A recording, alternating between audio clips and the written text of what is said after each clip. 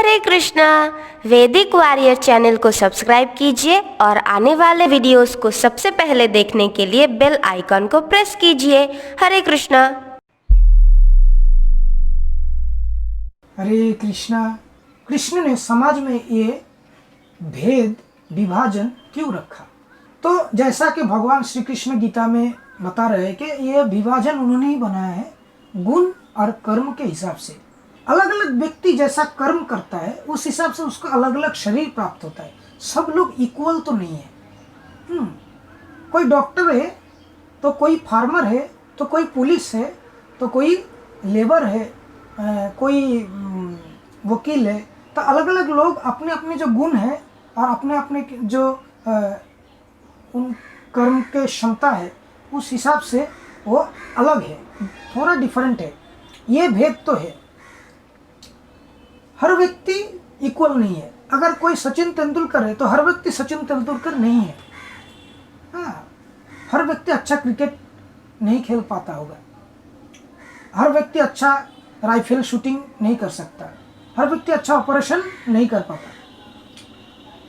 एक तरह के ट्रेनिंग देने के बाद भी अलग अलग एक ट्रेनिंग एकेडमी में भी अलग अलग स्टूडेंट्स का अलग अलग ग्रेड्स भी आते हैं। मानव समाज को अगर फुलफिलमेंट पूर्णता लाने के लिए कृष्ण ने ये अलग तरह के विभाजन किए हैं।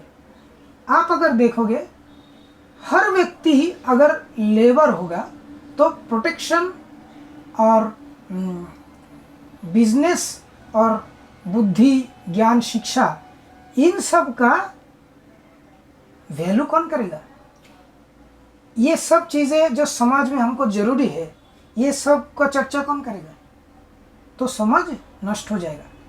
हर व्यक्ति श्रम करने में माहिर है, उसको कैसे बिजनेस करना है नहीं पता, उसको कैसे प्रोटेक्टेड रहना है वो नहीं पता, उसको कैसे मतलब अच्छे शिक्षा, तो वो तो पशु के जैसा समाज हो गया ना।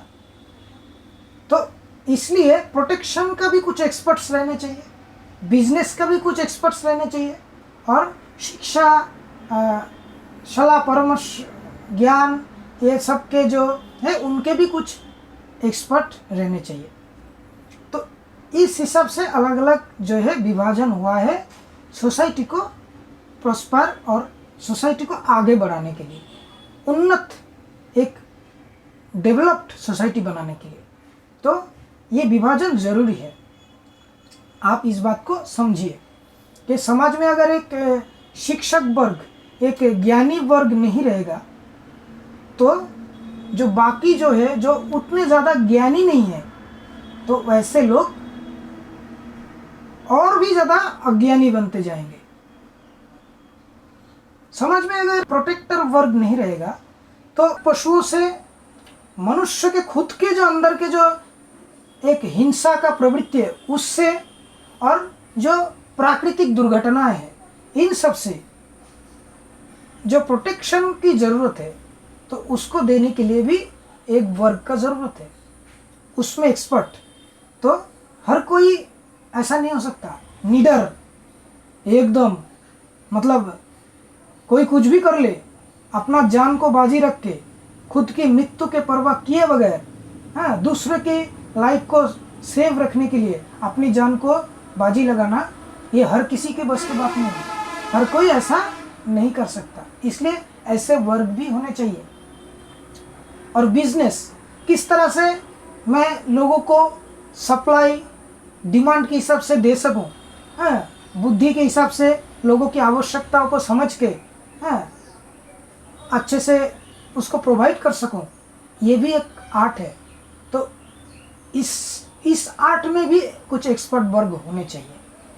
और जो व्यक्ति इन सब आर्ट में माहिर नहीं है पर उसको परिश्रम करने का क्षमता है, हर व्यक्ति में कुछ ना कुछ क्षमता भगवान दिया है।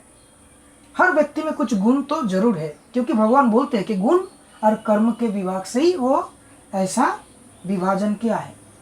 तो कुछ गुण और कुछ कर्म के एबिलिटीज हर व्यक्ति में होता है, वो चाहे कम या ज़्यादा। तो कुछ जो व्यक्ति है वो परिश्रम के क्षमता रखते हैं। एक फार्मर धूप में बारिश में सर पे एक टोकरी डाल के दिन रात अपने खेत में मेहनत करता है। तो हर व्यक्ति में ये एबिलिटी नहीं है। एक लेबर दिन रात एक करके खदान में अलग अलग जगह में जहाँ पे बहुत सारे हानिकारक पदार्थ है उस सब चीज़ साथ रह के काम करता है।